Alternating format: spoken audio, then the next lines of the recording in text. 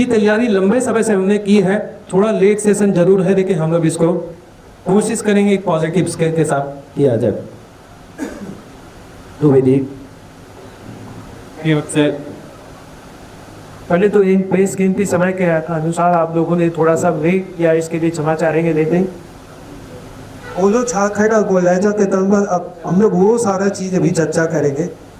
झारखंड बोलेगा या झारखंड होगा बोटी का? झारखंड तो बोल ही रहा है सर, झारखंड तो बीती है।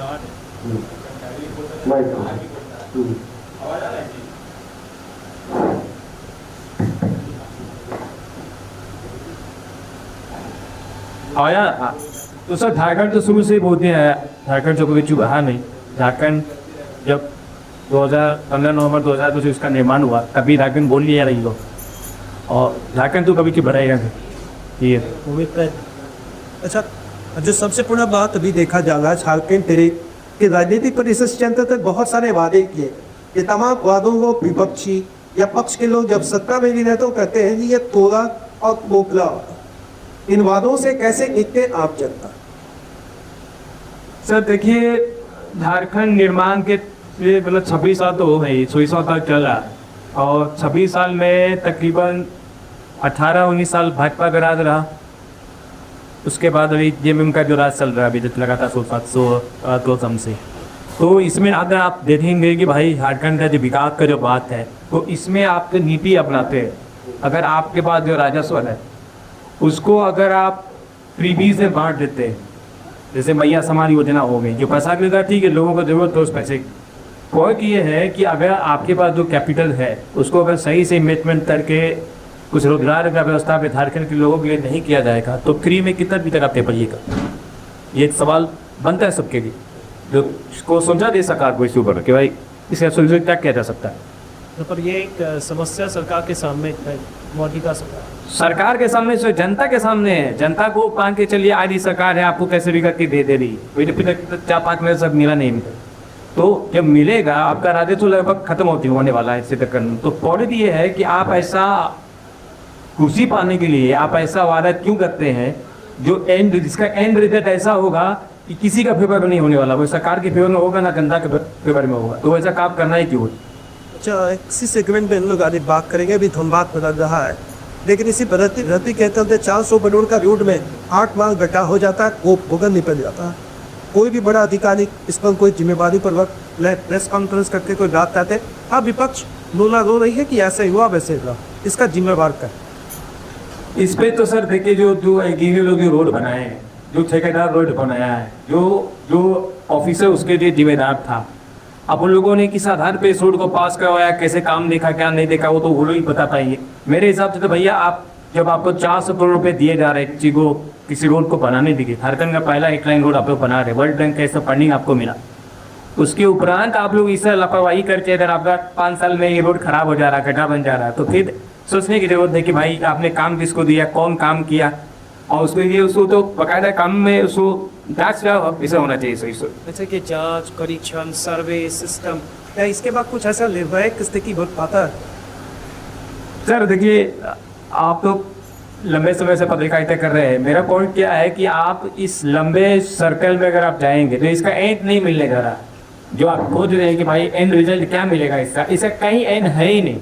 ये बॉटम रेस पिट है, जितना नीचे जाएगा उतना नीचे चल जाइए, रुकिएगा नहीं यहाँ पर। मेरा पॉइंट ये है कि आप एक समुचित विकास का बात कीजिए, उसका एक परिपाटी तैयार कीजिए, उसमें केंद्र सरकार से मदद दीजिए और सबके लिए एकजुट होकर के काम कीजिए, तभी इसका विकास संभव है। आपको करना पड़ेगा, इसके अलावा और कोई ऑप्शन ही नहीं आपके पास। तो आज देखिए पिछले 25-26 साल से गुजरात में भाजपा का ही सरकार है, मतलब राज्य तो भाजपा का ही सरकार है, तो गुजरात का डेवलपमेंट इस प्रकार से हुआ है, वैसा ही डेवलपमेंट बाकी अन्य राज्य में क्यों नहीं हो पाया, खासकर बिहार झारखंड राज्य में क्यों नहीं हो पाया। वो सोचने का विषय कि हम लोग जो प्लान बनाते हैं, जो विकास मॉडल लाने की कोशिश करते हैं, वो आखिर धरातल पर उदय क्यों नहीं पाता है, और इसके लिए जिम्मेदार कौन था, जनता किसको अकाउंटेबल माने, ये सवाल। अच्छा, ये अकाउंटेबिलिटी नहीं कोई लेने को तैयार नहीं, ये भी तो बात हो सकता है दूसरी तरह। अकाउंटेबिलिटी से करेगा जनता, वोट देगा, वोट के माध्यम से विकास का लाभ करते। देखिए, जनता तो इस बार का जो चुनाव हुआ इसमें तो जनता लोग साफ साफ बोल दिया भैया कि हम बाहरी भीतरी आधार पर सरकार बनाएगी। एक मुद्दा तो यही था। दूसरा मुद्दा था कि भैया आपको 2,500 रुपये मिल जाएगा महिला सम्मान योजना में। तो जो सरकार काय करके प्रलोभन दी तक के वोट ले लेती है और सरकार में बैठ जाती है, उसके बाद एक्चुअल डेवलपमेंट के लिए जो फंड चाहिए होता है, जो नीति चाहिए होता है, जो विजन चाहिए होता है, वो है नहीं इनके पास में। तो बैठ करके सब नहीं के समस्या देखिए। एक बहुत बड़ा सवाल होता है और सवाल के बीच में ही एक लाइन है, दिल के अरमा आंसुओं में पल है। दिल में मेरा भी बहुत कुछ होता है, आपका भी मन में बहुत कुछ आता होगा, लेकिन दिल के अरमा आंसुओं में बातें कब तक बहता रहेगा झारखंड, कब तक कराता रहेगा, कब तक दम तोड़ता रहेगा हर चीज के, चाहे वो हॉस्पिटल हो, स्कूल हो, कॉलेज हो, हर जगह उसे बड़ी लपी लाइन का सामना। तो ये दिल के अरमा आंसुओं में बह गए, क्या कहेंगे?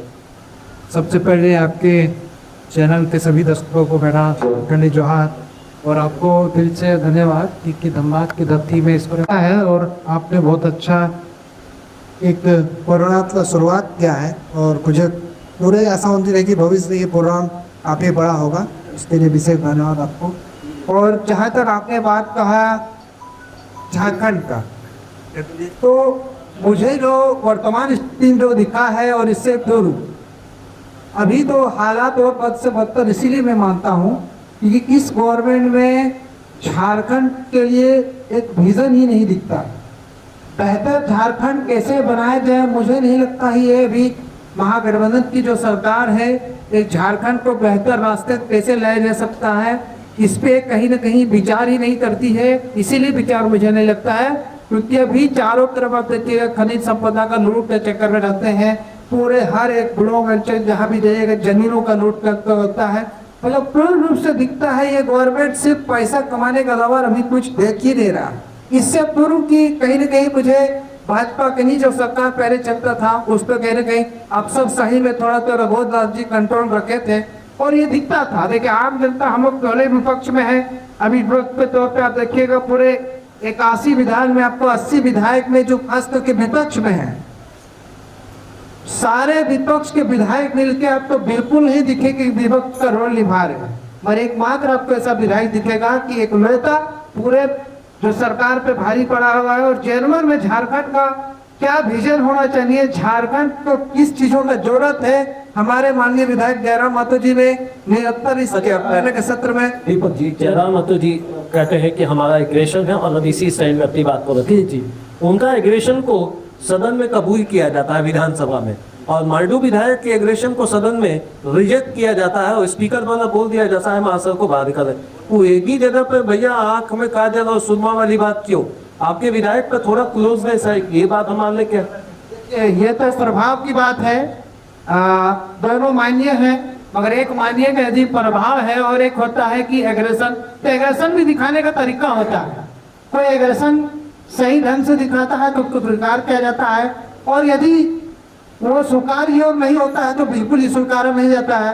तो कहीं ना कहीं जो आपने प्रश्न उठाया कि हमारे माननीय विधायक को स्वीकारा जाता है और निर्मल महतो जी को नहीं स्वीकारा जाता है, तो कहीं ना कहीं दोनों के लिए बराबर होना चाहिए। कानून का मुझसे आपके ही समर्थक सोशल मीडिया पर खुनाते हैं कि इनको बाहर बाइकआउट किया जाता है, हमारे विधायक, हमारे समर्थक, हमारे प्रशंसक, कोई पॉजिटिव स्किल दिया जा रहा है सदन में। नहीं ऐसा नहीं। देखिए हकीकत ये आप देखिएगा कि जयराम जी जो भी बातों को रखते हैं उनके बातों भले एग्रेशन रहता है, मगर एक आम गरीब जनता खास करके युवा वर्ग उस बातों से रिलेट करते हैं, और कहीं ना कहीं यदि उस बात से यदि कोई व्यक्ति रिलेट करता है और उसमें यदि एग्रेशन ही क्यों न छुपा हो तो कहीं ना कहीं लोग उसमें समर्थन देते हैं। बस वही वजह से जयराम जी को लोग पसंद भी करते हैं, और उनके हर एक बातों में आप देखिएगा तमाम राज्य की युवा हो या जो भी झारखंड हित की बात करने वाले बड़े बहुत ज्यादातर आपके लोग दिखेगी जयराम जी के बातों और एग्रेशन को भी समर्थन करने वाले लोग दिखेगा। उदास जी, अभी आपने मेयर का चुनाव रखा, सबसे बड़ी बात जो मुझे पॉजिटिव स्किल ये लगा कि चुनाव का जो भी परिणाम आया उसके बाद आप वर्तमान मेयर के पास जाकर रूबरू हुए, बात किए, वो जानना चाहेंगे वो क्या वाकया था और क्या कुछ बात हुआ, एक ऐसा चीज, एक ऐसा मैसेज आपने देने का कोशिश किया। खासकर अगर कोई जाता भी है तो परहेज करता है सोशल मीडिया पर उसको डालने से, लेकिन आप पहले तो आपके चैनल के माध्यम से सारे दर्शकों को मेरा नमस्कार जोहार, और आज तरुल और ईद की बधाई सब लोगों को। और जो दीपक दा ने पहले ही बताया कि जो प्लेटफॉर्म आप लोगों ने अभी दिया है इसमें सारे गंभीर मुद्दे हैं, ये सारे ज्वलंत मुद्दे हैं, उसमें हो सकता है हम लोग 100% कोई आंसर न दे पाए, या हो सकता है 100% कोई सोल्यूशन न दे पाए, लेकिन कम से कम अगर उस पर चर्चा भी हो जाती है, हो सकता है आपको फीडबैक के माध्यम से कुछ अच्छा निकल आए। अब इस पे आते हैं कि हमारे चुनावों के बाद जो मेरी मीटिंग या फिर जो मेरी मुलाकात हुई अभी जो मेयर बन चुके हैं संजय सिंह जी से, तो हुआ ये था कि मैं मतलब स्पष्टीकरण नहीं बनता है, और लोग अभी जो उन्होंने वोट दिया, कई लोगों ने पॉजिटिव, कई लोगों ने नेगेटिव फीडबैक भी दिया। तो मैं वहाँ खुद अपनी स्वेच्छा से वॉलंटरीली नहीं गया था। मुझे कई बार 4 बार 5 बार फ़ोन आ चुका था, लेकिन क्योंकि मैं चुनाव के बिल्कुल बाद अपने, क्योंकि मैं एक इंडिपेंडेंट कंसल्टेंट, इंडिपेंडेंट इंजीनियर कार्यवाही करता हूँ, तो पिछले 1.5-2 महीने से मेरे सारे प्रोजेक्ट्स, मेरे काम पीछे छूट रहा था। इसीलिए चुनाव के तुरंत बाद मेरा ट्रैवल, मेरे प्रोजेक्ट्स का काम शुरू हो रहा था। मुझे काम कदम करना था, जब भी 31 मार्च को फाइनेंशियल ईयर का क्लोजिंग भी होता है। मैं पिछले सप्ताह मुंबई में था, 2 बार रांची में था, तो मुझे पता है मेरा ट्रैवल काफ़ी था। होली पे भी उनके यहाँ से फ़ोन वही बात आया था कि होली मिलन समारोह है, आप आइए, लेकिन मैं समय नहीं दे पा रहा था। लेकिन जब 4-5 बार फ़ोन आ गया तो मुझे खुद में बुरा लगा कि कोई एक जीता हुआ जनप्रतिनिधि है, वो इतनी बार आपको फ़ोन कर रहा है, आप जा नहीं पा रहे हैं, तो ये आपका एरोगेंस जैसा न लगे कि आप घमंडी हैं। और दूसरा ये था कि अब वो जीते हुए प्रतिनिधि हैं, अगर वो बुला रहे हैं तो एक बनता है कि एक कर्टसी मीटिंग कर ली जाए उनके साथ में, ताकि आप समझ जाएं। तो जब मुझसे मेरी मुलाकात हुई तो उनकी टीम का या उन्होंने यही कहा कि हमने पूरे इलेक्शन कैंपेन के दौरान आपके सारे स्टेटमेंट्स देखे, आपके वीडियोस देखे हैं, तो उसमें हमें लगा कि कितना प्रैक्टिकल है जो आप बता रहे वो हो सकता है या नहीं हो सकता है, कुछ ये समझना चाह रहे। अच्छा, फिर उन्होंने ये कहा कि आपका विजन बहुत क्लियर है, तो आखिर एक्सपीरियंस को धनबाद में कैसे यूज़ करेंगे। तो हमने बताया कि अगर हमें मैंडेट मिला होता तो हम लोग करके दिखा देते, अब आपको मिले तो जिम्मेदारी आप दिया। अब उसी बीच में अपनी पे कुछ बातें होने को ये सजेशन दे ही देते थे, वो जानना चाहते थे, तो इसमें क्या दिक्कत था। या अपनी जीत का इंतजार करते तब तक 5-10 साल, अगर हम ये नहीं कहेंगे हो सकता अगला कम में आप जीते, तो 5 वर्ष तक धनबाद को काम के दाम में क्यों ढकेलना चाहते हैं, बैठ के सजेशन देने से। नहीं उमेश जी, ऐसा बिल्कुल नहीं, मैंने दिया सजेशन। मैंने बताया कि जो भी मैं बातें कर रहा था वो कितना प्रैक्टिकल है, क्या हो सकता है, क्या नहीं हो सकता है, और कौन से काम को करने में कठिनाई आ सकती है, सारी चीज़ें मैंने उनको ब्रीफली बता दिया उस कम समय में। वो भी बिजी थे, मैं भी दिखती था, तो उस कम समय में जो हो सकता था मैंने बताया। अब उसी के दौरान कोर्टियों को टेक्निकल इश्यूज है, उनके पैर में चोट लगे, उनको धक्की थी, उस बारे में भी मैं बात कर रहा था, तो लोगों ने उसका भी वीडियो काफ़ी पब्लिश किया। तो मैं आपके चैनल के माध्यम से सबको कहता हूँ कि जो लोग मुझ पर ट्रस्ट करते हैं वो बिल्कुल कर रहे हैं, आज भी कर रहे हैं, कि मैंने जो किया एक लोकतांत्रिक तरीके से कहते हैं कि आप किसी से मिलना जुलना, इसमें कोई बुराई नहीं है, तो वही मैंने भी किया। और जो एक व्यक्ति, मैं नाम नहीं दूंगा, उसे जब हमने आपके बारे में पूछा, उन्होंने स्पष्ट कहा, विदेश से आकर राजनीति करना कितना लाजमी, या ये राजनीति का हो गया बदहजमी। क्या हम इसको ये कहें कि कहीं ना कहीं एक जो इंस्पिरेशनल फॉर्मेट था, बहुत अलग चाहिए जो कर आप काम कर रहे थे, था उसमें कहीं हार 1-8% कम बैक करेगा थे? बिल्कुल नहीं। आप अगर कल का मेरा सोशल मीडिया पर प्लेटफॉर्म देखेंगे तो जो धनबाद में 8 लिस्ट तरह की स्थिति की अभी कुछ देर पहले बात चल रही थी, और जिस दिन सदन विधानसभा में सर्वविदा आखिरी दिन था, उस दिन मैं माननीय विधायक श्री जयराम महतो जी के साथ वहाँ पे मौजूद था, जब विधायक श्री राज सिन्हा जी ने ये मामला सदन में उठाया। तो ऑब्वियसली उन्होंने उठाया तो, लेकिन पिछले 11 साल से मुझे लगता है वो धनबाद के विधायक हैं। जब ये सड़क बना तो उनका कार्यकाल चल रहा था, उन्होंने ये स्पष्ट नहीं किया कि अगर वो चाहते हैं कि इस पे जांच हो तो तकनीकी जांच हो या फाइनेंशियल जांच हो, उनकी सहभागिता कहाँ रही इस पूरे प्रोजेक्ट में, ये उन्होंने कहीं नहीं बताया। आप प्रेमत जी का बचाव कर रहे हैं कि इसका ढींगा आप रघुदास पे फोड़ना चाहते हो, मुझे एकदम स्पष्ट लगता नहीं। हम जिस तरीके से बचाव कर रहे थे, अभी कार्यकाल, इंस्पेक्शन, जांच, ये सारी अभी किसके हाथ में है? पिछले 6 वर्षों के अंतर्गत 5 बार इकट्ठा हुआ। बिल्कुल। जांच का आदेश तो रघुवर जी नहीं देने, बाबूलाल मराठी जी ने ये बिल्कुल, स्टेट हाईवे है वो है, नेशनल हाईवे तो है नहीं। ऐसे में मुझे लग रहा है कि कहीं ना कहीं आपका स्टेटमेंट ऐसा लग रहा है कि बीच बचाव का रास्ता देकर। हाँ, मैं बिल्कुल क्लियर हूँ अपने थॉट्स में, मैं बता देता हूँ। कल भी मैंने अपने स्टेटमेंट में यही कहा कि अभी जनता इस बात का इंतजार करे कि अब इसकी जिम्मेदारी लेगा कौन। स्टेट हाईवे अथॉरिटी और झारखंड ने कंस्ट्रक्शन करवा दिया, उन्होंने रोड कंस्ट्रक्शन डिपार्टमेंट को हैंड ओवर कर दिया। जो 2 कॉन्ट्रैक्टर से, त्रिवेणी है और एक दूसरा कॉन्ट्रैक्टर है, जिस साइड पे कल मैं गया था, बोली चौक के पास में, छातन चौक के पास में, वो त्रिवेणी के अंदर आता है। 2 साल का डिफेक्ट लाइबिलिटी पीरियड है। मतलब कि आज कंस्ट्रक्शन के बाद अगले 2 साल तक जो भी त्रुटियां आएंगी, जो डिफेक्ट आएंगे, वो आपको ठीक करना है। नवंबर 2024 अगर मैं गलत नहीं हूँ, उस वक्त उन्होंने हैंडओवर किया था इस सड़क का। नवंबर 2026 के बाद इसकी जिम्मेदारी कौन देगा? क्या ये नगर निगम के पास जाएगा? क्या यह रोड कंस्ट्रक्शन डिपार्टमेंट के पास रहेगा? किसके पास जाएगा? कल भी मैंने जनता को चिताया था, आज जो मैं चिता रहा हूँ, आप लोग तैयार रहिए इस चीज़ के लिए। जैसे स्ट्रीट लाइट के लिए प्रॉब्लम आया था, स्ट्रीट लाइट लगा तो दिया है, बट लाइट कौन जलाएगा, उसका बिल कौन भरेगा? कंफ्यूजन है ना। आपका कहना है कि जब इसका टेंडर हो तो ई टेंडर की बात नहीं हो, मेंटेनेंस की बात पहले रखती जाए, और उसका हैंडओवर कौन करेगा, उसका लाइबल बॉडी कौन होगा, ये प्रश्न बहुत लाजमी करिए। ये स्पेशल कंडीशंस ऑफ कॉन्ट्रैक्ट होते हैं। जब भी आपको कॉन्ट्रैक्ट साइन करते हैं तो एक जनरल कंडीशंस ऑफ कॉन्ट्रैक्ट होते हैं, एक स्पेशल कंडीशंस ऑफ कॉन्ट्रैक्ट होते हैं। स्पेशल कंडीशंस ऑफ कॉन्ट्रैक्ट के अंदर ये चीज़ें है कि ये हैंडओवर के बाद इसका मेंटेनेंस कौन करेगा, मेंटेनेंस के लिए जो फीस है, जो चार्जेस है, वो कैसे रिकवर करेंगे, कैसे पे करेंगे। अच्छा, आप यहाँ पर मैं बता रहा हूँ, जैसे अब त्रिवेणी एक कॉन्ट्रैक्टर कंपनी है, उनको कॉन्ट्रैक्चुअल ऑब्लिगेशन है, उनके ऊपर 2 साल उनको मेंटेन करना है। जैसी पाइपलाइन टूटी, उनके 2 जेसीबी वहाँ पे एक्सकेवेटर पहुँचे, उनके लेबर पहुँच गए, उनका इंचार्ज पहुँच गया, उन्होंने उसको किसी तरीके से मैनेज कर दिया। हो सकता है 1-2 दिन में सप्लाई शुरू हो जाए। जब ये गवर्नमेंट के हाथ में आ जाएगा तो क्या गवर्नमेंट का इतना रिसोर्स है कि वो जैसे ही कोई घटना इस तरह की हो जाए तो विद इन आवर्स वो रिसोर्स मोबिलाइज कर ले और काम कर ले? वो तो टेंडर प्रक्रिया में जाएंगे, फिर फंसेंगे। इसीलिए मैं फिर से वार्न कर रहा हूँ सबको, आप लोग तैयार रहिए कि ये घटना फिर होगी और उसके बाद एक दूसरे के ऊपर दीपापोती होगी, जाके मेंटेनेंस करेगा कौन? अच्छा राजेश जी, एक बहुत बड़ा मुद्दा है अभी वर्तमान में। अगर राजेश स्वर्णकाम को देखा जाए तो सुबह से शाम तक एक ही काम है, राजेश जी का नगर निगम का विरोध करेंगे, चाहे वो कितना भी बड़ी अधिकारी क्यों ना हो। चलिए, ये अच्छा लगता है, लेकिन अभी जो 8 लेन का मामला में इकट्ठा हुआ, क्या राजेश इस पर मुखर होकर कुछ कहे हुए? और स्ट्रेट फॉरवर्ड हम चाहेंगे, क्योंकि आपकी मुखरता नगर निगम के साथ हमेशा दोनों को रहेंगे। धन्यवाद उमेश भैया। सबसे पहले आपके चैनल के माध्यम से सभी दर्शक एवं आज ईद का त्यौहार भी है, ईद और सरहुल की हार्दिक शुभकामनाएं। नगर निगम तो खैर चुनाव हम लोग को दिनों से, बहुत सालों से इंतजार कर रहे थे। ये संजोग है कि 2026 में कराया गया और आनंद फानंद में कराया गया। जिस तरह से करवाना चाहिए था उस तरह से करवाया नहीं। लेकिन चलिए, हम आप जिस मुद्दे पर बात करना चाह रहे हैं उनसे पूछते हैं।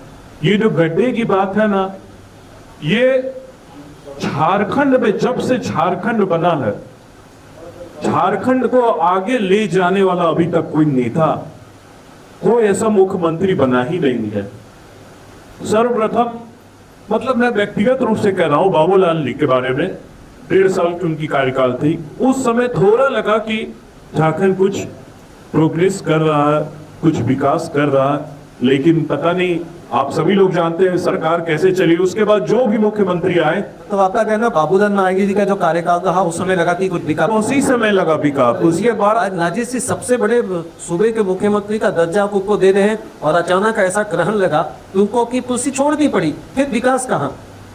वो तो सारी बिक्री का बात रखने वाले इस झारखंड के पहले मुख्यमंत्री और सम्मानित नेता है। हम जिम्मेवारी से इस मंच पर एक पत्रकार के रूप में कहने को तैयार है। सर्वप्रथम मैं ये कहना चाहूंगा कि बाहरी भीतरी नहीं, जब झारखंड हुआ था तो झारखंड के लोगों को उनके अधिकार का बात रखे थे बाबूलाल जी। बाहरी भीतरी को कोई संज्ञा दिया तो वो गलत ढंग से दिया संज्ञा। आखिर झारखंड बना क्यों? जब झारखंड के लोगों को झारखंड में कोई अधिकार ही नहीं मिलेगा तो फिर क्यों झारखंड बना? बिहार ही जाना चाहिए था। तो बाबूलाल जी उस जगह पर गलत नहीं थे। झारखंड के लोगों को, मतलब उनकी मांग को मैनिपुलेट करके रखा गया पॉलिटिकल, उनके मांग को गलत ढंग से दर्शाया गया। और चूंकि जो भी उस समय नई झारखंड नया राज्य बना था और बहुत सारे नेता लोग चाहते थे कि हमको बनना है। एक उस समय नाम आता था, आपको भी याद होगा, इंदर सिंह नामधारी। उनका बहुत ज्यादा रोल रहा ये सरकार को तोड़ने में। उसके बाद झारखंड बाबूलाल मरांडी के बाद जितना भी मुख्यमंत्री आया, कोई भी एक भी काम का मुख्यमंत्री नहीं। सभी अपने अपने लोगों को ट्रांसफर, पोस्टिंग, कोयला लूटो, बालू लूटो, इसी में लगाया गया है। सारा सिस्टम लूट में मचा हुआ। हम लोग जो उम्मीद किए थे झारखंड हम लोगों का बाल बच्चा है। अब तो हम लोगों को डर लग रहा है कि हम लोगों का बाल बच्चा को क्या भविष्य होगा उसका, हो सकता है बाहर जाकर। रेड लाइन में चुनाव के पहले तक तो आप भाजपा की राजनीति की है, जी ये बिल्कुल जी। खुले मन से कहेंगे, जी। शुद्ध मन से कहेंगे, जी। तो इसका मतलब यही है कि भाजपा के अंतर्गत ही ठीक नहीं रहा क्या कुछ? भाजपा के आपके अर्जुन मुंडा जी बैठे, रघुवर दास जी बैठे, चली बाबूलाल मरांडी जी को आपने कुछ मार्क्स दिया, एक पॉजिटिव पैमाना पे हम रख रहे इन दोनों। और सबसे बड़ी बात है, सूबे का 4,000 से 40,000 करोड़ का आरोप लगाने वाले मधु कोड़ा जी को आप अपनी गोदी में बैठाए श्रीमान, तो भाजपा के उस समय तो आप मंच पे दहाड़ते रहे कि हमारा भाजपा जिंदाबाद जिंदाबाद। सर्वप्रथम मैं आपको ये कहना चाहूंगा कि भारतीय जनता पार्टी में मैं पिछले 2 साल से सक्रिय रूप से हूँ, सदस्य था, लेकिन सक्रिय रूप से पिछले 2 साल से ही हूँ, उससे पहले से नहीं हूँ। और अभी आपको फिर से बता रहा हूँ कि मधु कोड़ा जी आए, और उसके पहले जब रघुवर दास जी थे, आप देखे होंगे मेरे सोशल मीडिया प्लेटफॉर्म में, हमने रघुवर दास जी का भी विरोध किया था, कई कार्यों में विरोध किया था। रघुवर दास जी, चाहे रघुवर दास जी हो, चाहे मधु कोड़ा जी हो, चाहे बाबूलाल मरांडी जी हो, चाहे वर्तमान मुख्यमंत्री हेमंत सोरेन जी हो, मेरा कोई रिलेटिव नहीं है। और हम अगर किसी पार्टी से भी बिलोंग करते हैं और मेरा पार्टी का नेता अगर गलत करेगा तो हम उसका सपोर्ट करेंगे, ये हमसे नहीं हो सकता। विरोध करेंगे, बिल्कुल करेंगे। अच्छा, नगर निगम का अभी जो बस अड्डा बन रहा है, बस अड्डा बनना चाहिए या राज्य से तो बनना चाहिए ही कर रहे हो?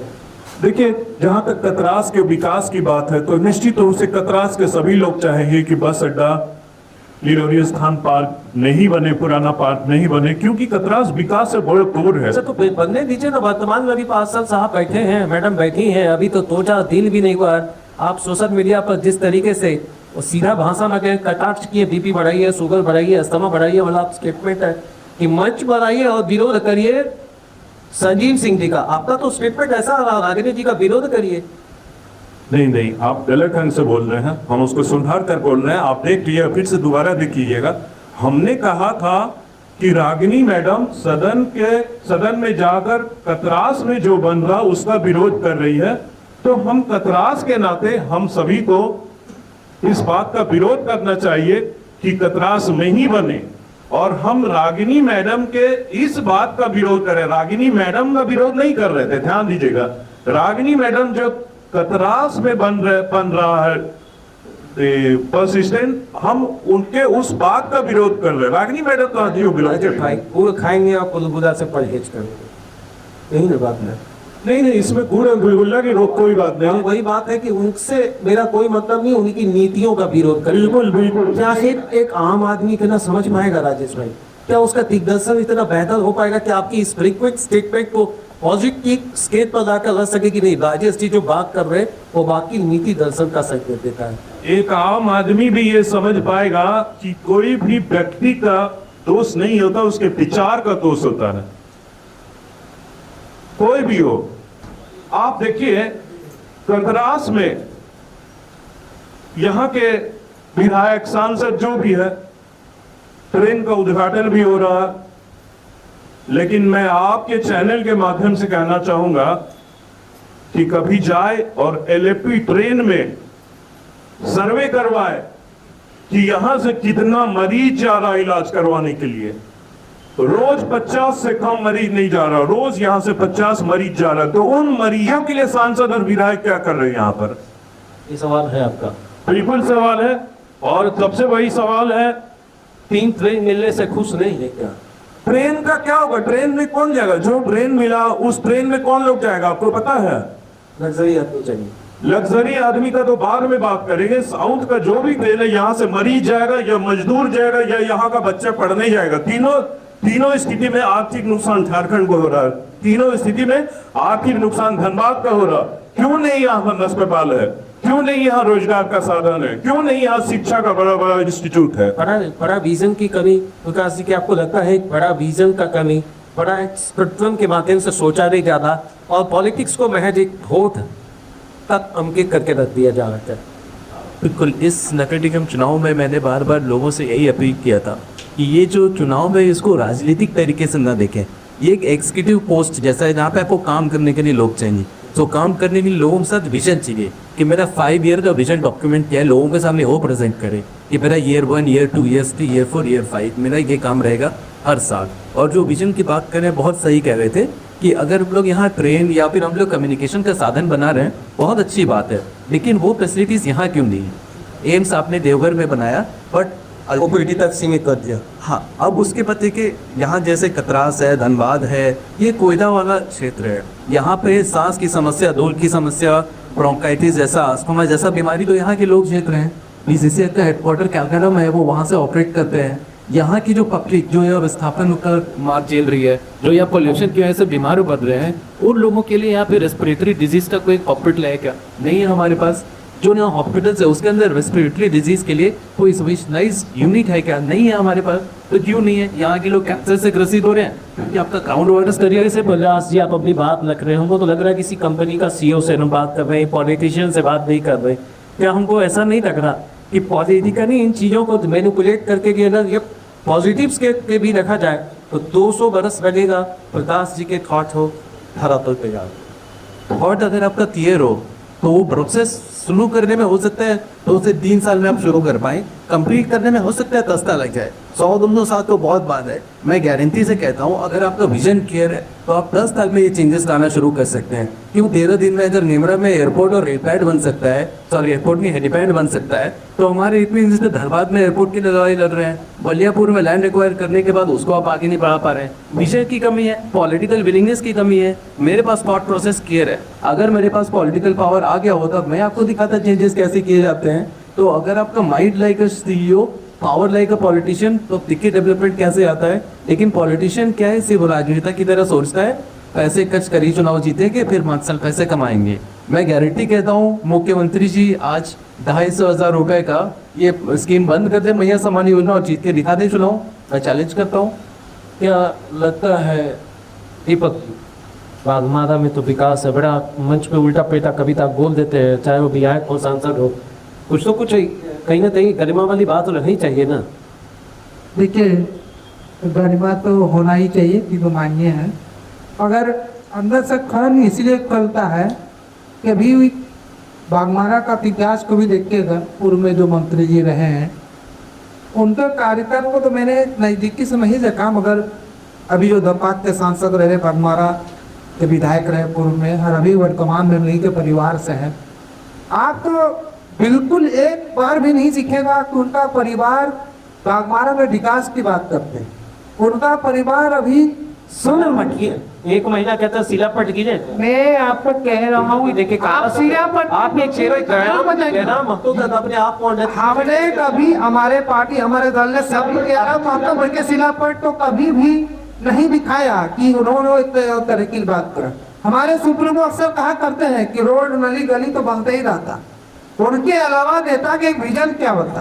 पूरे बागमारा बात को दिखेंगे देखिए, तो मैंने पहले कहा ये विधायक बना हुए कठपुतली है, उनका कोई विजन थॉट है ही नहीं, उनका भाई था इसीलिए चुनाव शपथ वो ले रहे हैं, आवाज वो कुछ भी कर रहे हैं, उनका विजन ग्राउंड में क्यों नहीं दिखता। वो घर आते हैं, वो वहाँ पे स्वास्थ्य का मुद्दा उठाते हैं, अपने क्षेत्र में कितने स्वास्थ्य केंद्र को उन्होंने कभी जाए थे। अच्छा अभी 3 मुद्दा आपने उसका बजट सत्र में सुना, लीजिए आप क्या उसका विरोध कर देंगे? मैं विरोध तो नहीं कर रहा हूँ। क्लास में बस अड्डा बंद रहे थे, आप पहले व्यक्ति थे जब आपने विरोध नहीं, आपको जानकारी नहीं है। मेरे पार्टी के थोड़े से कुछ लोगों ने किया होगा, वो धनबाद से जुड़े होंगे, मगर मैं बागमारा का प्रतिनिधित्व होने के कारण मैं ईमानदारी से मैं बता रहा हूँ, आपने विरोध नहीं किया। नहीं, मैंने खुले आम समर्थन दिया। दीपक जी, जब ऐसा कभी अगर दूसरा किसी पार्टी अपने आपके पार्टी में कोई दूसरा व्यक्ति करते तो उनको शो कॉज करके पार्टी से निकाल दिया जाता, श्रीमान। नहीं हमें नहीं, इससे मैं अपने को पहुंच गया ही नहीं। हमारे सुप्रीमो जी से बात हुआ उन विषयों पे, जब हमने उनको समझाया कि बागमारा के लोगों को क्या दिल में चल रहा है, खास करके कतरास के क्षेत्र में डेवलपमेंट की खास जरूरत है, क्योंकि यहाँ का जो पूर्व विधायक जो भी रहे हैं पूरे बागमारा क्षेत्र को सिर्फ कोयला और लुटखंड का क्षेत्र बना दिया है। इन सालों उन्होंने कुछ किया है तो अपने धन संपत्ति दरगिर करने के अलावा कुछ भी नहीं किया है। अगर उन्होंने कुछ किया है तो बड़े बड़े जो भी हाँकते अभी रखते थोड़ा क्या उन्होंने काम किया दिखाए जनता के भी। अगर आप करके रखते हैं तो जैसे कि वार्ड प्रत्याशी महोदय ने बताया कि अभी आप रेल को गिना रहे हैं, रेल पे चढ़ने की जरूरत नहीं पड़ रहा है, तबीयत क्यों खराब हो रहा है? कहीं ना कहीं आपका स्वास्थ्य व्यवस्था लक्षण है, तभी ना शिक्षा के लिए क्यों जाना पड़ रहा है? आपका शिक्षा व्यवस्था नहीं थी ना? अच्छा, आपके विधायक डोगरे से वहाँ पे प्रदूषण नहीं है, वहाँ बीमारी नहीं है, जो थोड़ा सुनेंगे सभी। आपके यहाँ ही एक ऐसा विधानसभा क्षेत्र है जहाँ 7 पद ऐसा खाली है जिसमें 2 आदमी 7 पद को चलाता है, सब पद प्रभात। सीमा थोड़ा सुनेगा, थोड़ा करवाए, तकलीफ लगेगा। पूरा गुनाते हैं राज्यपाल को। आपके जैसे पत्रकार मुझे वाकई बहुत अच्छा लगता है कि आप एक जनता के जन मुद्दों को समझते हैं और सवाल करते हैं। राज्यपाल साहब के साथ फोटो खींचा क्या चलिए रख लेना, कोई दिक्कत नहीं है। स्पीकर साहब पर गरज देना कोई दिक्कत नहीं है। आप बोले घर को तो पट्टे बना दिया जाए, तभी तो हम बगल वाले पड़ोस के यहाँ राशन भेजे। आपने बड़ा अच्छा सवाल किया कि राज्यपाल के साथ फोटो देखिए, मैंने पहले कहा उनका व्यक्तिगत छवि अगर एक सम्राट की तरह हो, राजा महाराजा की तरह हो, उनको कोई मान सम्मान सत्कार दुलार अगर देता है तो ये राज्य की जनता को अभी तक नहीं होना चाहिए। उनका विधायकी का जो काम है कार्यशैली उनको देखना चाहिए। अब जहाँ तक आपने जो खाली वही बात मुझे पहले भाषण की राशि, मैं मानता हूँ कि जो भी जनता के प्रायोरिटी में पहला चरण को रोक पहले पूरा होना चाहिए। यदि नो अगर भाषण नहीं दिया जाए तो जनता उस बात को समझेगा कैसे? क्योंकि एक जनप्रतिनिधि होता है, अपने भाषणों से लोगों को जागरूक करते हैं। अगर एक जनप्रतिनिधि भाषण ही नहीं देंगे तो लोगों को समझा क्या पाएंगे उनका हक क्या है? और जयराम गीता तो उतना इसी वजह से उनका हुआ कि गाँव मोहल्ला जाकर उन्होंने लोगों को समझाया बातों को, उनका हक अधिकार क्या है, तो क्या उनको जनता ने चुना। कोई राजा महाराजा के बेटे तो नहीं है, कोई पूर्व विधायक सांसद कोई परिवार पागमारा जैसे एडॉप्टेड आदमी तो नहीं है कि किसी का भाई है टिकट दे दिया।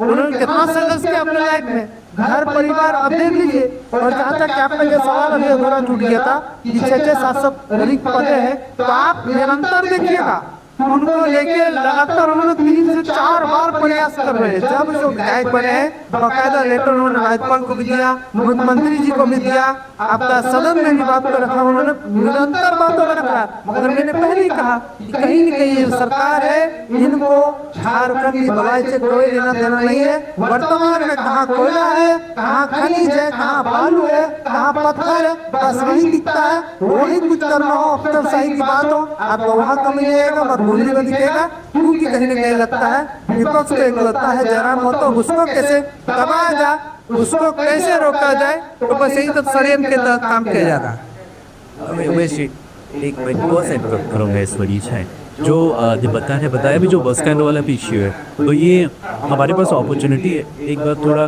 कदरास की जनता को कि क्लैरिफाई करने का या स्पष्टीकरण देने का कि जो न्यूज़ चैनल्स में या जो न्यूज़पेपर में लोगों ने कहा कि जेके पार्टी ने उसका विरोध किया, वो विरोध रही। जेके पार्टी का स्टैंड उस पूरे प्रेस कॉन्फ्रेंस में अगर देखेंगे तो ये था कि जब आपके पास कटिवाड़ में अभी बस स्टैंड चल रहा है समर्थक थे कि इवेंट की जब प्रमुख चीज़ों को तब तक देखा से जब तक भी अध्ययन नहीं करते था। आपके समर्थक के द्वारा कहा गया कि भूमिगत आग है। अब मानिए किसी इंजीनियर साहब के द्वारा ये स्पेसिफाइड आइडेंटिफाई करिए, इस रिपोर्ट को लाकर वो पब्लिकली किए। चलिए आप लोग अगर कहना है कि आपके समर्थक को नहीं थे तो मैं उनका खंडन करूँगा, क्योंकि वो वीडियो आज भी मेरे पास है। तो आप ये जिम्मेवारी पूर्वक करें कि आपका समर्थक ने कहा है कि भूमिका आ रहा है। अब चूंकि राजनीति में आप आ रहे हैं तो करिए नहीं, आप अपना बचाव को जो करेंगे। नहीं, ये बचाव की बात नहीं है, मैं तो कह रहा हूँ कि आप उस पूरे प्रेस कॉन्फ्रेंस से वीडियो निकालिए। आप समर्थक के बात को आप ज़्यादा वैल्यू देंगे या फिर वो टेबल पे प्रेस कॉन्फ्रेंस में जो अधिकारी बैठे थे उसके बाद? नहीं, अधिकारी का तो फिर मैं एज अधिकारी जो मैं प्रेस कॉन्फ्रेंस में बैठा था मैं उसके बारे में बता रहा हूँ कि उस दिन हम लोगों ने प्रेस कॉन्फ्रेंस में यही कहा था, क्योंकि कतरास अपना एक इतिहास रखता है। कतरासगढ़ में राजा हुआ करते थे, उनका राज में खंडहर बना हुआ है, जिसके बारे में हमने कहा कि पुरातत्व विभाग को संरक्षण करना चाहिए। कतरासगढ़ कॉलेज ऐतिहासिक है, उसकी हालत क्या हो गई है? कतरास पहले धनबाद से लोग शॉपिंग मार्केटिंग करने कतरास आते थे, कतरास बाजार आते थे। कतरास का अपना इतिहास है, उसको बचाने और बढ़ाने के लिए ज़रूरी है डेवलपमेंट यहाँ आए। हमने ये कहा क्योंकि धनबाद में ऑलरेडी बस स्टैंड है, बच्चे यहाँ से वहाँ जाते हैं, और जो आपके वहाँ पे नगर निगम के बस स्टैंड के पीछे खाली पावा जमी है, आप उसको एसबीटी डेवलप कीजिए, कतरास में नया बनाइए। यहाँ और वहाँ, और ये जो मोहल्ले में दो आगे तो बन नहीं सकता ना। मैं तो कह रहा हूँ कि ISBT एक बनाइए ना, स्टेट गवर्नमेंट बता दीजिए ना, आप अपने यहाँ विकास कर रहे, कोई दिक्कत नहीं है। मैं वही तो कह रहा हूँ कि हमें one of the two choose करने के ऑप्शन जरूरत क्यों है? क्या विकास को जरूरत नहीं है डेवलपमेंट की, या धनबाद को जरूरत नहीं है? तो बात यही थी कि जो धनबाद में खाली जमीन है आप उसी बस स्टैंड को डेवलप कीजिए, चाहे आप ISBT यहाँ बनाइए, वहाँ कतरास में भी बनाइए और वहाँ भी बनाइए। और इसके बाद मैं कृत जिम्मेदारी के साथ कह रहा हूँ, हमने उसी स्टेटमेंट में भी कहा था, सिर्फ कतरास और धनबाद क्यों, क्या निरसा में बच्चे नहीं जिनको जरूरत है, या सिंदरी में बच्चे नहीं है, आप वहाँ बस स्टैंड की बात क्यों दिखाते? फिर वही बात हो गई कि जिला के द्वारा दिए गए निर्णय का आप विरोध करें, इसमें कोई दिक्कत नहीं है। लेकिन आप वही बात कहेंगे कि हर विधायक कहेगा कि रिंग्स टू मेरे यहाँ बना दो, बागमारा विधायक बोलेंगे, माटू विधायक बोलेंगे, डुमरी विधायक बोलेंगे, पूर्वी विधायक बोलेंगे, रिंग्स टू तो बनेगा किसी एक ही जगह ना। आप बोलिएगा निरसा की बात करेंगे, फिर थोड़ी देर बाद बलियापुर की बात, आखिर बनना तो ISBT किसी एक ही जगह पे है। मैं ही कह रहा हूँ कि आप रिंग्स वाला भी कंप्लीट करते, आप रिंग्स न बनाइए, उस स्टैंडर्ड का तो हॉस्पिटल बना सकते हैं। ये यहाँ की जनता डिजर्व नहीं करती, टैक्स तो यही पे करते हैं, वो डिजर्व करते हैं अच्छा सिस्टम। मैं ये कह रहा हूँ ISBT ना बनाइए, क्या अच्छा बस स्टैंड डिजर्व नहीं करते? ISBT मतलब आपका ISBT पहला चीज हो, ISBT कोई नाम फंक्शनैलिटी तो हो सकती है।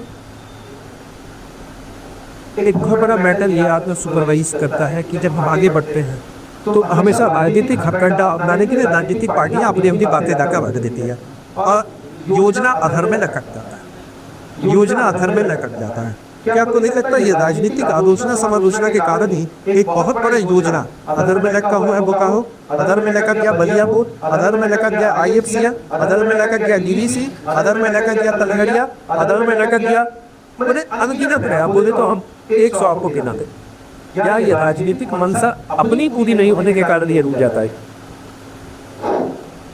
आप सर जो बोले उचित नहीं, ये सारा मामला, सारा जो परियोजना अटक गया था, क्या आप ठीक से देखेंगे तो पूरा झारखंड ही कितना 26 साल में अटका हो, उसके ऊपर ये सारा जो राजनीति हो रहा है। लेकिन माँ के तेरे धनबाद के विधायक या जितना लोग जोर लगाते हैं कि भाई फर्स्ट स्टेट बने तो धनबाद बने, ताकि हम लोगों को सुगमता हो जाएगा यहाँ नहीं रहते। कदास के लोग चाहते हैं कि भाई अरे भैया नेताजी तो हेलीकॉप्टर में जाने वाला, फ्लाइट में चलने वाले आदमी होते हैं। कब से गोर बैक कर दो, कब से कुछ कर भाई रिपोर्ट दिए हैं यहाँ पे। तो मेरा ये कहना भाई कि अगर कदास एक अपना ऐतिहासिक काम या सहा हम ये बता देते क्या, तो मेरा ये कहना है कि अगर कदरास मेरे डिगोरी मन मंदिर है, इतना भव्य मंदिर है जहाँ पर हजारों लाखों लोग सबके साथ जुड़ा हुआ है, तो अगर यहाँ पे एक अपना बस करने मिल जाता है को, तो ऐसे हजारों लोगों को आने जाने के लिए स्वतंत्रता मिलेगा। धनबाद के लिए तो भैया अपना रेलवे स्टेशन है जंक्शन, तो वहाँ पर तो आपको ऑलरेडी लोगों को आने जाने के लिए व्यवस्था ऑलरेडी है। लेकिन कतरास के लोगों के लिए अगर एक व्यवस्था बन जाता है, बस करने खुल जाता है, तो फिर हमारे यहाँ से लोगों को आगे करने के लिए स्वतंत्रता बढ़िया हो जाएगा। यहाँ पर कतरास नहीं बनना चाहिए, मेरा तो यही मानता। इसके ऊपर क्या राजनीति वो क्या करना चाहता है नहीं करना चाहता, उससे आपको कोई मतलब बनना चाहिए। और पास हो गया और तो पूरा एक ही है कि ये बस ट्रेन जो है कतरास में ही बनेगा। ठीक है, तो यहाँ का सबसे विवादित मुद्दा 1932 का खतियान आधारित नीति, पलायन नीति को रोक देगा। इंडस्ट्री नीति भी उसी के माध्यम से बने, हालांकि इंडस्ट्रियल एक्ट उस समय नहीं था। 1932 कुछ लोगों ने गाड़ियों में लिखा लिया, कुछ लोगों ने अपने छाती पर यहाँ गुदवा लिया, कुछ लोगों ने हाथ में लिखवा लिया। मेरा कटाक्ष नहीं है, क्या 1932 झारखंड का सबसे बड़ा राजनीतिक स्टैंड बना हुआ है?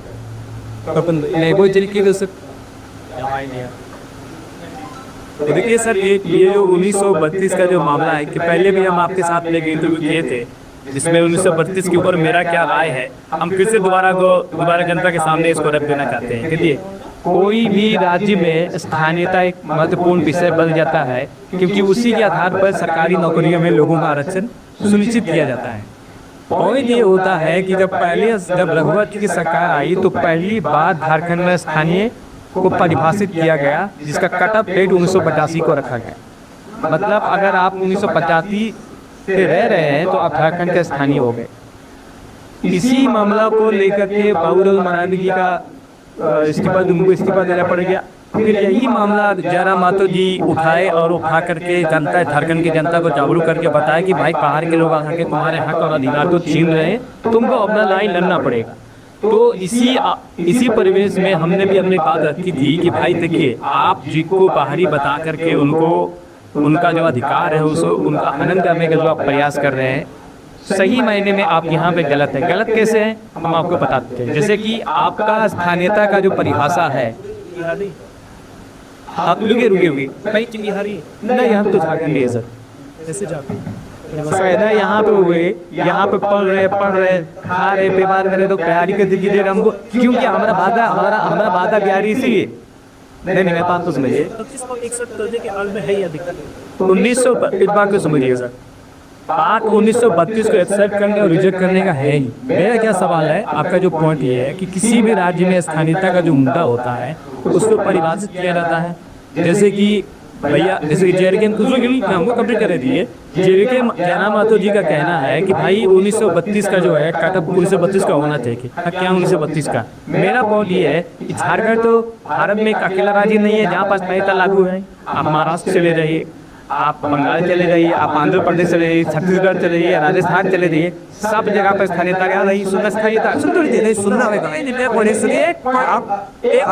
आप सारे बेड की तुलना महाराष्ट्र से करेंगे, राजस्थान से करेंगे तो एक नहीं सुने पैसे लिया 4 बेड लग से लिया झारखंड करे, ठीक है नहीं ठीक है। आप लड़के निकल कर आए हैं, आप अकेली जनमानस को उसको विकास करने दीजिए ना। अगर 1932 वो कौन सी आपको फर्स्ट कर है भी नहीं, कौन किसको पहले सुन तो लीजिए। परिभाषित अगर करना है हमको बता दे, आप बोलते हैं कि भैया आप 50 साल से भी रहिएगा तो आप झारखंडी नहीं है, आपको खलियान दिखाना पड़ेगा 1932 में। मेरा पॉइंट ये है कि आप बाकी राज्यों में स्थानीय जो तो पढ़िए, बिहार में तो 3 साल में आपको स्थानीय सर्टिफिकेट आपको मिल जाएगा, 7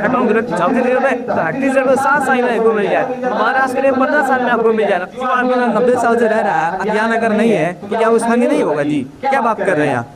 मतलब आपका कहना है जो भी जन्मा है झारखंड को झारखंडी है। झारखंड में तो इकलौता स्थानीय सर्टिफिकेट का दबाव है नहीं, आप पूरे भारत के हर राज्य में स्थानीयता परिभाषित है। अब बाकी राज्यों को भी स्थानीयता के ऊपर पड़े क्या नियम के अनुसार लोग अपना नियम बनाया है। अगर आप झारखंड को भूले हुए 1932 ही परिभाषित कर सकता है, बाकी कुछ और जी परिभाषित नहीं कर सकता है, तब तो यहाँ पे अभी एक बहुत अच्छा बात आप रख रहे हैं। जिस तरीके के कारण 1932 की बात नकल रखी गई, ऐसा लग रहा है कि दूसरा राज्य भी प्रभावित हुआ। अब ये आदमी बोला कि झारखंडी को नौकरी नहीं देंगे, दूसरा राज्य बोला कि झारखंडी को नौकरी नहीं देंगे। क्या ये एक बहुत बड़ा लॉलीपॉप साबित हो गया? नहीं देखिए, किसी भी राज्य में अगर नौकरी सरकारी निकलता है तो उस राज्य के सरकार के पास में वो ताकत होता है कि भाई कितना % सरकारी नौकरी यहाँ के स्थानीय लोगों को मिलना चाहिए और कितना % नौकरी बाहर के लोगों को मिलना चाहिए।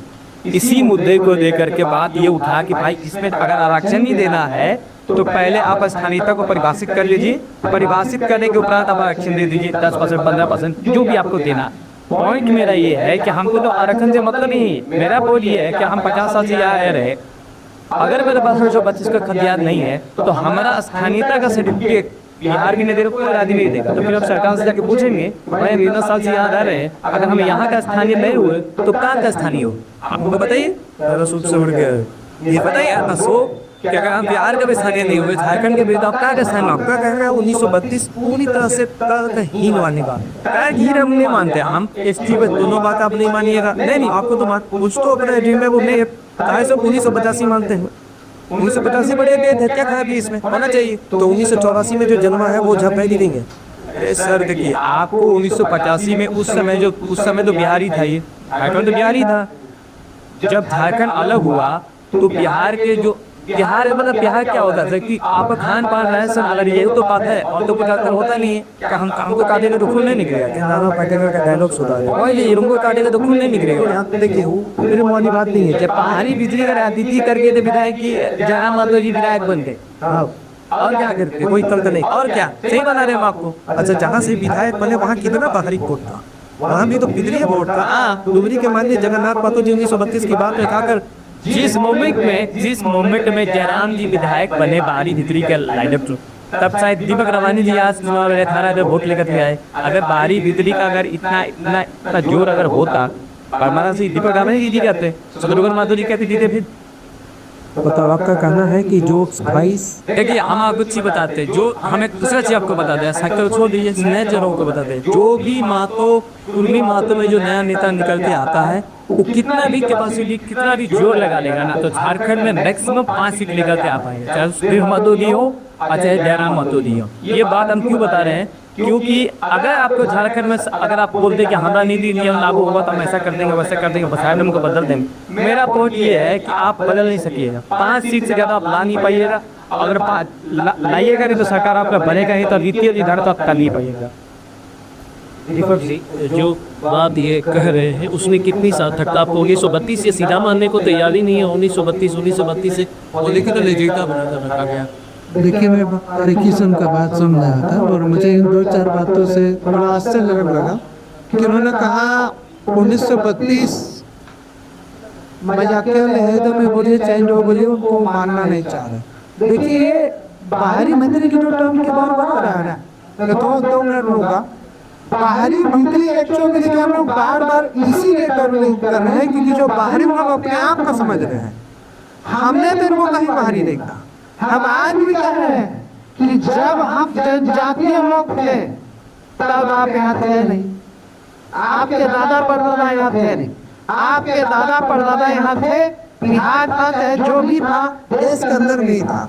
जब झारखंड के लोगों को लगा यहाँ के जो बोल रहे हैं स्थानीय जो लोग जनजातीय लोग, उन लोगों को लगा कि हम लोग का जो परंपरा संस्कृति जो बाहर से आए हुए लोग उनके लिए खतरा ये है जो हमारे यहाँ का स्थानीय भाषा करने मतलब जो हम खतरा बोलते, जो लोग अपने आप को बोल लेते हैं कि हम बाहरी नहीं हैं। अरे भाई, तू सोच नहीं 50 साल से नहीं 100 साल से रहा, मगर क्या आपने 100 सालों में हमारा संस्कृति, हमारा कल्चर, हमारा भाषा आपने सीखा?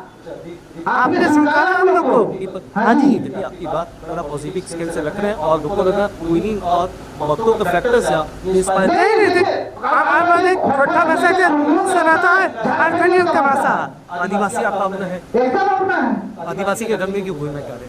कहाँ ठीक बात आपने बड़ा तत्व जो बड़ा नहीं हुआ एसटी इंक्लूजन का जो मांग है किसी समुदाय का है, वो अपना नाम ले रहा है। वो आपसे क्या मांग रहा है? गवर्नमेंट से मांग रहा है, गवर्नमेंट को देना है। आज हेमंत सोरेन की सरकार है, आई बेस में मोदी जी का रखा है। पॉलिटिक्स का कोई प्रेशर पॉलिटिक्स नहीं है, ये मांग कोई जरा मतलब आने के बात नहीं है। ये जरा मोदी जो पैदा नहीं हुए थे तब से ये लड़ाई की मांग है और वो निरंतर अगर कोई समुदाय लड़ रहा है तो लड़े। मैं तो चाहता कोई भी समाज अपना आरक्षण मांगा रहे। बिहार वाला कुर्मी को गए थी सामने मैं बार कहा कि बिहार व कुर्मी और झारखंड तो कुर्मियों में आप यदि डिफाइन चाहते हो तो कुर्मी नेता तो पूछिए, वो आपको अच्छे डिफाइन कर। और जहाँ तक मैं जयराम जी के साथ रहा हूँ, मैं तो इसमें कर सकता हूँ क्योंकि उनका जो भाषा कल्चर भिन्न है। आप बिहार के कुर्मियों को झारखंड के कुर्मियों से अगर मैच करिएगा तो आप रहन सहन बोली भाषा कोई आपको मिलेगा। अच्छा, भोक्ता को एसकी में मिल जाता है, देवमाली को एसकी में शामिल किया जाता है, आदिवासी के तरफ से कोई विरोध नहीं। चलिए बहुत बड़ा बात, क्योंकि उनकी संख्या कम पर एक बड़ा मछली जब इस बात को प्रकाश से अभी समझ ले, एक छोटे तकरीब में जब वो इंट्री देता है तो एक बड़ा आरक्षण और संरक्षण का मुद्दा यहाँ पर तो सोचना तो आपके भी बड़े तकरीब खुंदर को पड़ेगा। देखिए, ये आपने बड़ा ही संसीधी बात कहा, इसको मैं बहुत अच्छे ढंग से जवाब देना चाहूँगा कि एक्चुअली कोई भी आज का दिन में जो आरक्षण का लाभ जो भी ले, मैं बैकवर्ड समाज से हूँ, जो एसटी का लाभ ले रहे हैं, जो एससी का लाभ ले रहे हैं, कहीं न कहीं उन लोगों को एक आपस में अनसेफ फील होता है कि कुछ जो एक बड़ा समुदाय यदि हमारे एसटी इंक्लूजन में आ जाए तो कहीं न कहीं हमारे में हक मारी होगा। ये बात हमने अपने पार्टी सुप्रीमो से भी कहा और हम लोग चर्चा भी करते हैं। ऐसा नहीं कि तुम्हें तो कुर्मी जाति से हो नहीं, हमारी पार्टी में मेरी जाति के लोग हैं, उन लोगों के मन में ये सवाल आता है जो कि आपने सवाल किया तो सवाल में जवाब आया। और ये बात हमारे सुप्रीमो ने कहा कि आप एक विशेष आरक्षण एसटी के तर्ज पे उनको क्यों कह रहे हैं?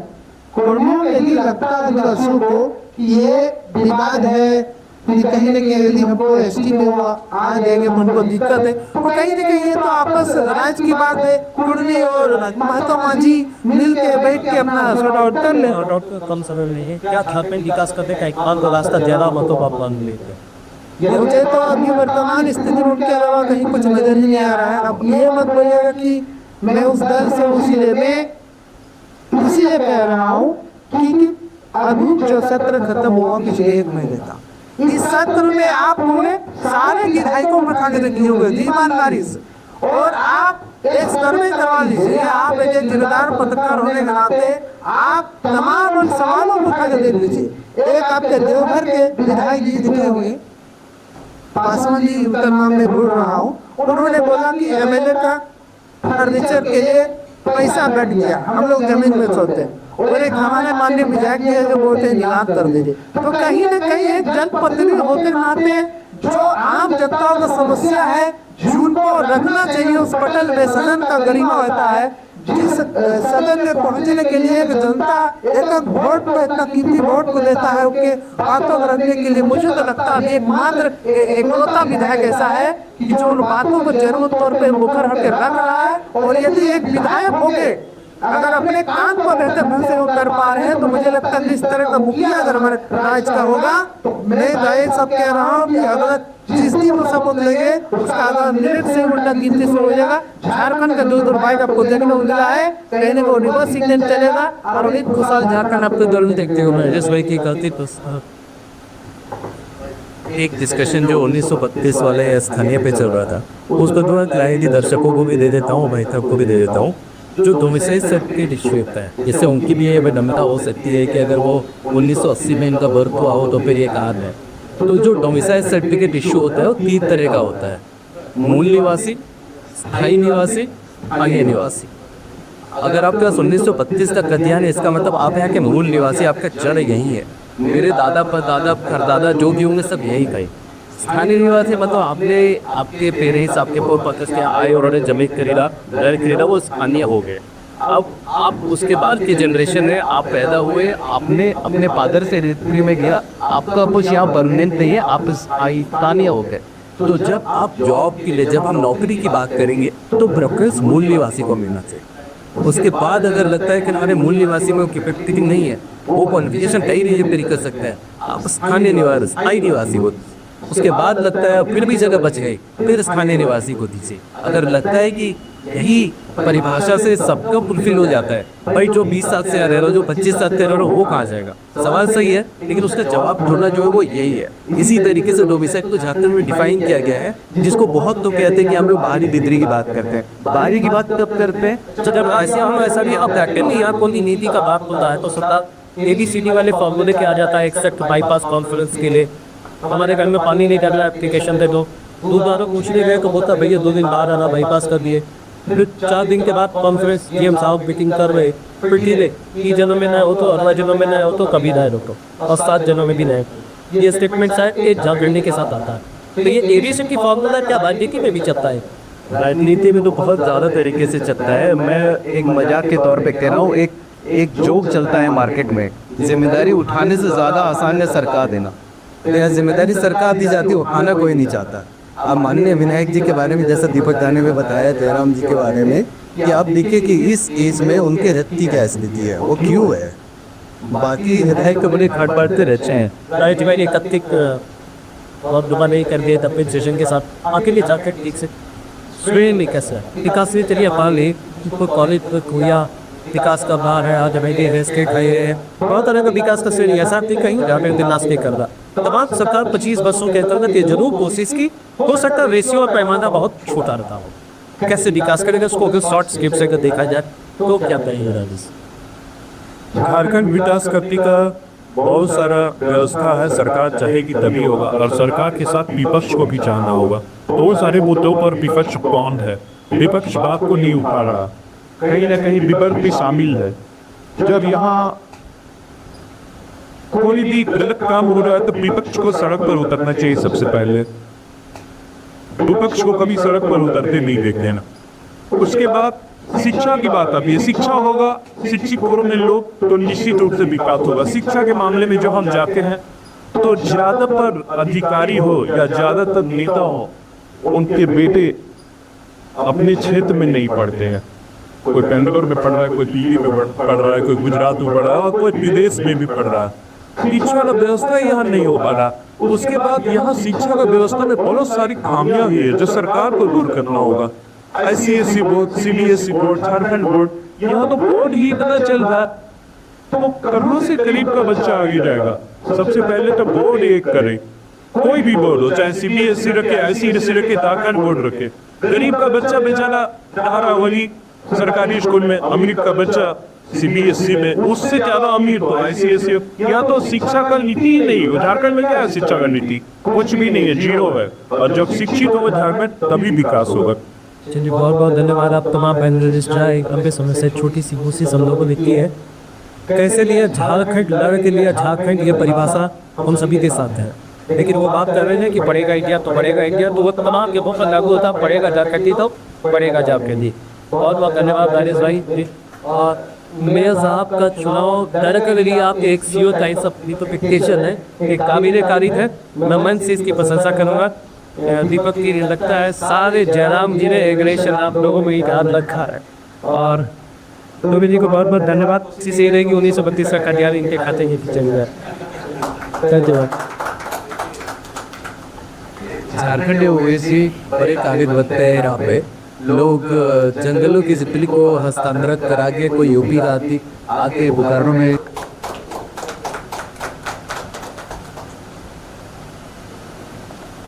एक प्रधानसी के साथ उम्मीदों एक करोड़ स्वागत करें। राजा सिंह के साथ सत मोमेंटल एक करोड़ का भी स्वागत करें। तो मोमेंटल एक गंभीर कभी अभी और हर चमड़क की बेका कन्याधर्म ही बेका है और विशाख का तबला